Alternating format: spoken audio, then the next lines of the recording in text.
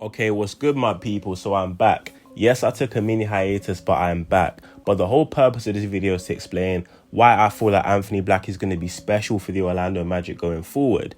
Now, the reason why I didn't make this video after the first game, the second game, or the third game is because I'm not reactionary, and if I'm being honest, I couldn't give a flying fuck what happens in Summer League.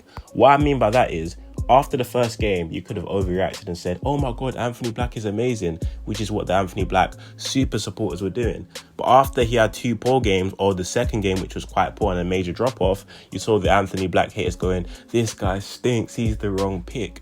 If we're being totally honest, Summer League should not be your indicator on whether or not a player is going to be good or bad, because realistically speaking, it means nothing. You can count on your hand players like Kevin Knox, who was amazing in the Summer League and stunk in the league, and guys like Trae Young, who stunk in Summer League and became NBA stars. I'm just giving an example there. I'm not saying Anthony Black could be either or, but I'm just saying right now, he showed me more positives than negatives, because if I'm being honest, I don't care about his counting numbers. Like him averaging 11, 9, and 4, cool, it's nice, but it's not about the stats, it's about what you gain from the stats. Yes, he shot 40% from the floor and nearly sub 20 from 3, but that doesn't mean anything. Do you know why? It's what you can gain from them. What I saw from Anthony Black is that he plays at a very steady pace, which is a key thing for a point guard in today's NBA. We see with the Orlando Magic right now, there's only one guard I can comfortably say that can properly control the tempo and be a high-level facilitator and letting the game come to him, and that's Markelle Fultz. So Anthony Black kind of showed that similar level of poise, and it's something I'm very happy to see.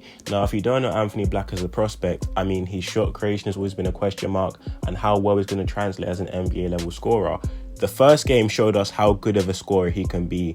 I mean, he was finishing through contact. That bank three was lovely. He was getting to his spots from the mid-range. That's what Anthony Black can become on a more consistent basis. But the other games definitely highlighted his weaknesses, which are overall shot creation and being a consistent bucket getter, and also not having a reliable jump shot sometimes closes the floor in on you. Now, what I do have to say is, with those concerns which you saw in full effect, in the first game, it definitely showed you the upside and what he can become. And overall, look at the pick. You've got a guy who is a great defender. I don't care what anyone says. If you watch the Summer League, you see Anthony Black potentially translating to becoming a high-level elite defender. The hustle, picking guys up from sometimes 94 feet, being so disruptive, getting in passing lanes, picking guys' pockets. These are just things you want. Like, I believe post-All-Star break, the Orlando Magic were the 11th best defense. Adding a guy like Anthony Black, what's that going to do? That's going to help your defense even more. I'm telling you right now, this guy is going to be a fucking pest. I don't even know if I can swear. I don't even give a shit. He's going to be an absolute pest on the defensive side of the ball. Now, the point I'm trying to make also is that you can't judge a playmaker in particular's game of Summer League. Do you know why? Because he's feeding off to guys like, I love Kevon Harris, but he's taking the most shots in the damn team. He's feeding to guys like Kevon Harris, you know, DJ Wilson. Let's be serious now. There's no shade thrown to those guys there, but they're not the same as finding Paolo, finding Wendell. The gravity guys like Franz will also attract from the defense, which open the floors up for a playmaker like him, and also creates a more dynamic two-man game in one of those kind of players. So like I said, his assist number, may not have been like wow in the Summer League, but what the hell does that really mean? It means nothing. Now, again, the Magic Summer League team, quite frankly, stunk. Like, was shooting like, 25% at half, like, the offense was just terrible as a whole. And then you had the Kai fanboys winning. I'm not going to get into that, whatever.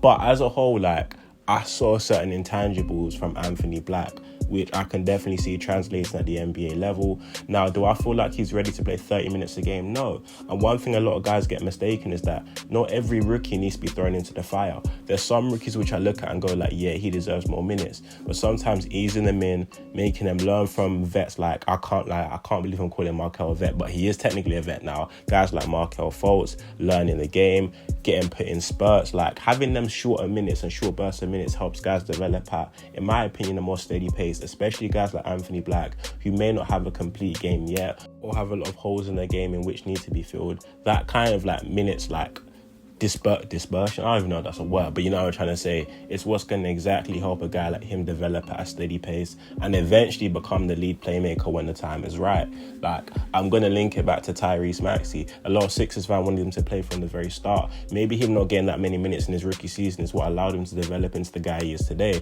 I'm not comparing the two because they play nothing alike, but I'm just saying, if he doesn't get too many minutes in year one, that doesn't mean he's a bust. That doesn't mean he's not going to be an effective player. It just means that might be the best plan development wise for him. And I can definitely say this, yeah, I don't care if he shoots 38% from the field next season. It's not going to be nice, and I'd prefer it to be otherwise. But if he shows the things which we all know he does, which is be a steady playmaker, a pesky defender, then shows signs of the offense coming along, that's all I honestly want to see. Then in year 2, year 3, we can work on the efficiency, to get into his spots and other things. But for those of you who are straight up hating on him because they're too, game struggling from the field, then I think you're a bit not confused, but I think you're being too harsh, because again, you can be skeptical about a prospect, you can not like the kind of deficiencies in the game, but also look at the bright side and the things they do, and look at the upside he showed in the game where he was being more effective as a scorer. But honestly, I'm excited for Anthony Black. Again, when he's playing with more talent and not the Summer League roster, there's going to be a lot more opportunities for him to play to his strengths, which is a lot being a playmaker, controlling the tempo and pace, which, believe it or not, is one of the most important things in the league, which just goes underlooked because guys want to look straight to points, assists, rebounds, but it doesn't account for the amount of times a point guard steadies the game, calms down the offense. After a loose possession, he regains the ball. When other guys in the roster might want to go out for a quick bucket, he gets the ball, gets them in their sets, runs a clean play, and bang, you get a cleaner, high percentage look. So those are the type of things which a guy like Anthony Black can provide. And also him nearly averaging 10 rebounds a game. I know he's 6'7", and I'm not caring about the number because it is Summer League, but it's about the hustle. What's Anthony Black going to do when his shot's not falling? Or he's going to be pressuring guys from damn near 10,000 feet away from his own basket, metaphorically. He's going to be grabbing balls, he's going to be diving for loose balls and hustling, and that's just the type of guy you want and need on your roster 100%, I'm telling you right now.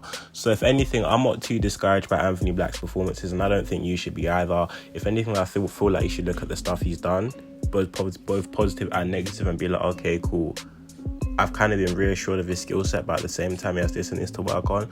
I'm not too down about it, but at the same time, we'll see how he improves and works in it during the season and also in the following years to come. But I feel like Anthony Black is exactly what you asked for, as in what Jeff Waltman selected is exactly what you got, and I've been reassured by that. And I feel like he'll have a role for this Magic team for many years to come. Like I said, it might not be year 1, but how many rookies weren't elite in year 1 compared to their class? When I mean elite, I don't mean superstar level, but at a high level compared to their class. SGA in his first year with the Clippers, he was calm, but he wasn't nothing special. But look at him now. You get what I'm trying to say? So the thing with certain prospects, they blossom at different times.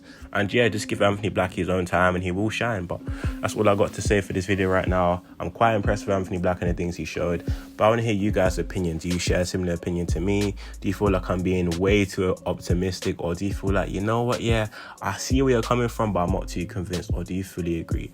I want to hear your opinions in the comment section down below. But thank you guys so much for listening to this one. Make sure you like the video, comment, share, subscribe, all of that stuff there.